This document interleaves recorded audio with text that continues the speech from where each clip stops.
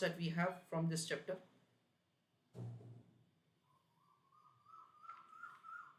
Risk management.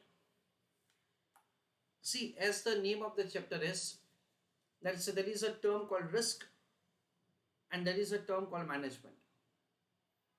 Risk का मतलब हम लोग कैसे समझेंगे? रिस्क का मतलब हम लोग समझेंगे कि जो भी अनएक्सपेक्टेड इवेंट्स है which are unfavourable for the company, उसको रिस्क बोला जाएगा.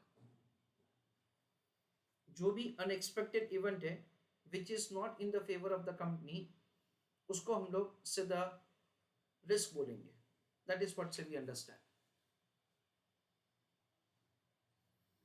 वी अंडरस्टैंड दैट से भाई अलग अलग टाइप का जो अनएक्सपेक्टेड इवेंट क्या हो सकता है. भाई ऐसा हो सकता है दैट से हम लोग गुड्स एक्सपोर्ट करते हैं और जो करेंसी में हम लोग गुड्स एक्सपोर्ट करते हैं से वो करेंसी का डीवैल्यूएशन हो जाता है. There is foreign exchange risk.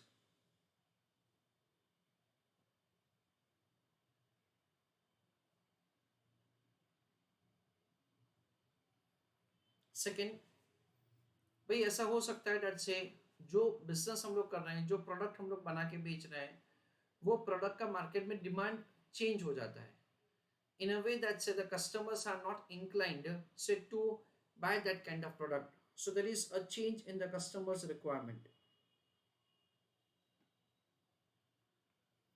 तीसरा क्या हो सकता है दैट से there can be technological changes.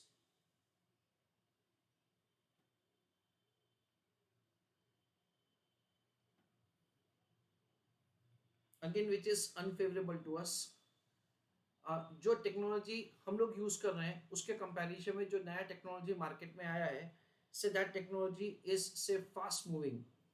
जैसे कि हम लोग समझ सकते हैं that's the Nokia company say which was say once upon a time a market leader say they had like almost lost their so the market share due to android, something like that.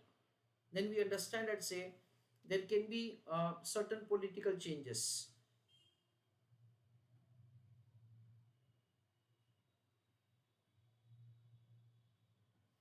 Central government अपना कुछ policy change किया या state government ने कुछ policy change किया, तो जो हमने सारा कैपिटल इन्वेस्टमेंट करके रखा था वो कैपिटल इन्वेस्टमेंट में बहुत सारा नुकसान हो गया. ऐसा करके हम लोग बोल सकते हैं that there are number of things से which may like happen unfavourable for us.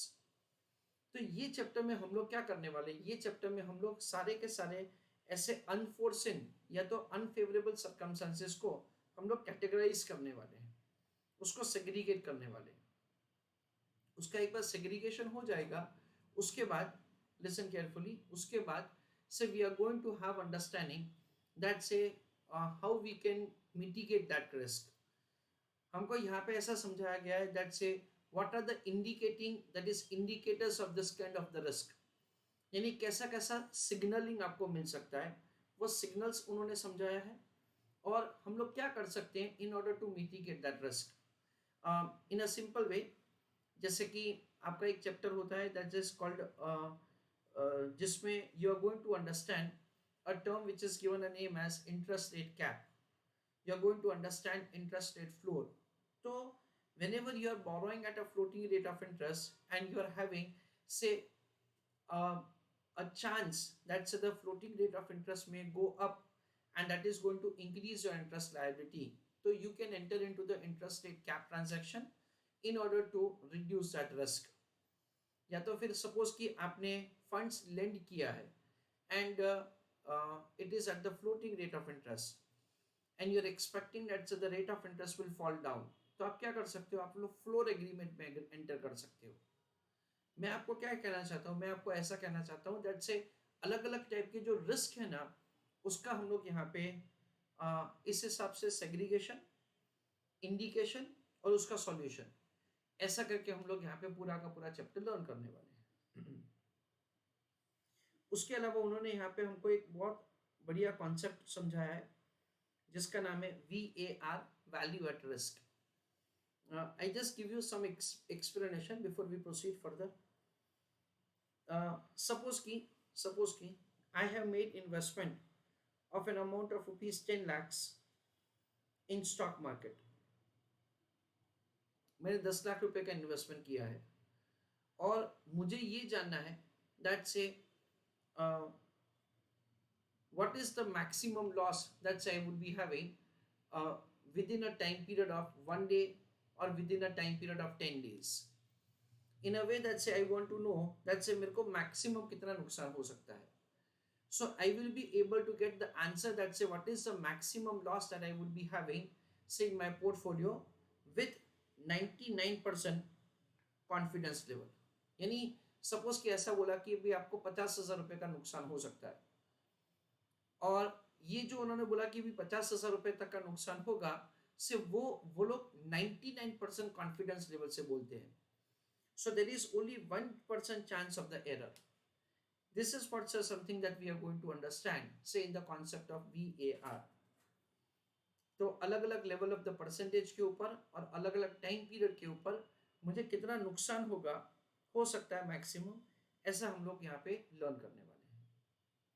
This is the overview of the chapter. अभी हम लोग वन बाय वन शुरू करते हैं. Learning outcomes. इंट्रोडक्शन में identification of types of the risk face by the organisation. Of course friends, जब हम लोग थियरी पढ़ रहे हैं तो उन्होंने जो हमको समझाया है वही हम लोग उसी के ऊपर फोकस करेंगे. तो उन्होंने 4 टाइप का रिस्क फैक्टर बताया है. They have provided something like called strategic risk, then operational risk, then it is a compliance risk and the finance risk. और फिर ये फाइनेंस रिस्क के ऊपर उन्होंने फिर ज़्यादा एम्फेसाइज किया है, बाकी 3 के ऊपर इतना एम्फेसाइज किया नहीं है. So the first thing that we are going to understand is the identification of the type of risk. उसके बाद हम लोग evaluation, VAR, evaluation of the appropriate methods for identification and management of the financial risk, ऐसा हम लोग समझने वाले हैं. Introduction, identification of the types of risk faced by an organization. A business organization faces many types of the risk. Important among them, तो देखो उन्होंने बोला कि भाई देखो सबके बारे में हम लोग बात नहीं करेंगे, हम लोग 4 रिस्क के बारे में बात करेंगे. Strategic risk, compliance risk, operational risk and finance risk, ऐसा करके उन्होंने 4 रिस्क के बारे में बात की है. तो सबसे पहले ऑफ कोर्स हम लोग स्ट्रैटेजिक रिस्क का हम लोग यहाँ पे बात करते हैं. अभी उन्होंने क्या किया फ्रेंड्स, यहाँ पे they have provided us certain good examples and certain like learning examples, जिसकी वजह से आपको पता चलेगा दैट से at proper time taking proper decision is very necessary. अगर आप ऐसा नहीं करोगे then in that case you may be leader once upon a time, पर आपको नीचे आने में इतना देर नहीं लगेगा. So they have shared with us say the like the learning examples, जिसके ऊपर से हमको पता चले that say taking wrong decisions will ruin the company, and there are certain good examples also that they have given. जैसे कि उन्होंने ऐसा बोला है कि one of the example that they have given is the Kodak company, जो photo click करने का एक यानी कि उसके बारे में आपने जो सुना होगा. तो Kodak company was a company which was से in the business of the like photography. तो digital camera is a camera in which we know that से रोल का जरूरत नहीं होता है. पुराने टाइम में क्या होता था दैट से ऐसा होता था दैट से जो कैमरा है उसमें एक रोल हम लोग डालते थे और रोल के हिसाब से there were limited number of the clicks that were allowed. फिर उसको क्या नेगेटिव से पॉजिटिव करवाना पड़ता था and then you will be able to know that say भी आपका फोटोग्राफ कैसे आया है. पर उसके कंपैरिजन में डिजिटल कैमरा में वी नो दैट से there is no requirement of the roll, वो वाला एकदम पूरा चला गया. दूसरा, फोटो क्लिक करके तुरंत ही आप देख सकते हो कि आपका फोटोग्राफ कैसे आया है. तो what they have shared over here is that से उन्होंने ही सबसे पहले कोडैक कंपनी ने ही ये नया वाला जो इन्वेंशन है वो उन्होंने ढूंढा था, नया टेक्नोलॉजी का अपग्रेडेशन उन्होंने ढूंढा था. However they had a fear कि अगर हम लोग ये चीज़ मार्केट में लेके आएंगे तो भाई हमारा ये जो बिजनेस है वो हमारा बिजनेस अफेक्ट होगा, इसलिए फिर उन्होंने ऐसा नहीं किया, and they did not introduce that technology. However, later on, say it was like the Samsung जिन्होंने टेक्नोलॉजी इंट्रोड्यूस किया, और धीरे धीरे क्या हुआ कि कोडैक का मार्केट शेयर कम होता गया, एंड से द अदर कंपनीज से विच where ahead of the time से उनका मार्केट शेयर बढ़ता गया. देन रिसेंटली जो मैं आपको बोला, नोकिया कंपनी, नोकिया कंपनी का भी उन्होंने एग्जांपल दिया है कि Nokia company could not keep the software updated, जिसकी वजह से the users move from like the Nokia company software to the Android. So these are certain examples. यानी स्ट्रेटेजिकली क्या आपको, you have to make sure that से strategically you take correct moves. अगर आपका गलत मूव हो जाएगा, then in that case it is going to have a huge poor impact से on your like the growth and even at the that is for your survival. उन्होंने एक अच्छा example दिया है जेरोक्स कंपनी का. Xerox company basically known for the photocopy.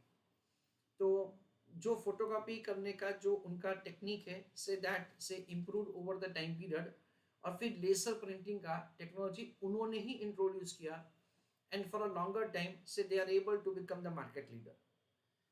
These are the things that they have specified as a strategic risk. तो strategy नाम ही बताता है कि हमको स्ट्रैटेजिकली कुछ डिसीजंस ऐसे लेना है कि जिसकी वजह से we are able to survive and we are able to grow.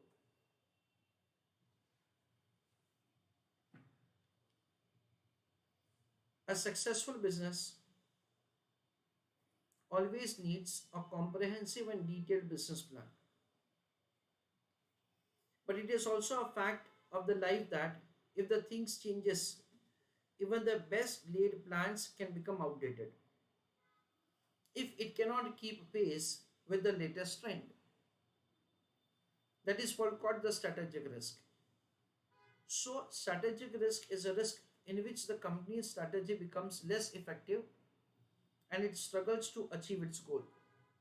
यानी ये लोग क्या कहना चाहते हैं, दैट से अगर आपने सही से स्ट्रैटेजीज को अपडेट नहीं किया, अपग्रेड नहीं किया, then in that case you will struggle a lot.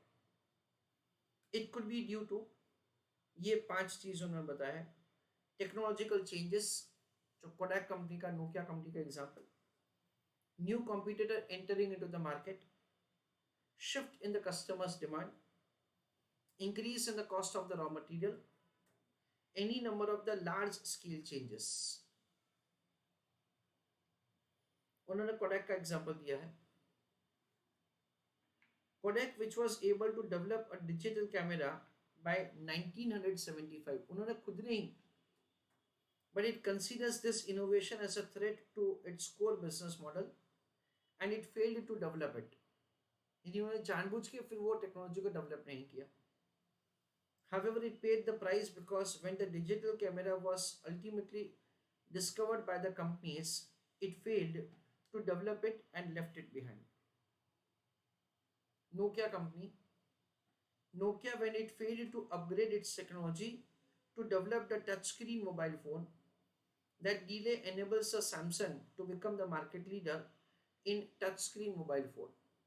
सो सही में एक टाइम था कि जब Nokia was market leader, but unfortunately that the table turned. Positive example एक जेरोक्स का उन्होंने दिया है. Xerox which invented the photocopy machinery, when the laser printing was developed, Xerox was able to quick to leap का मतलब उन्होंने वो opportunity को पकड़ लिया. This opportunity and changes its business model to develop laser printing. So it survived the strategic risk and escalated its profit.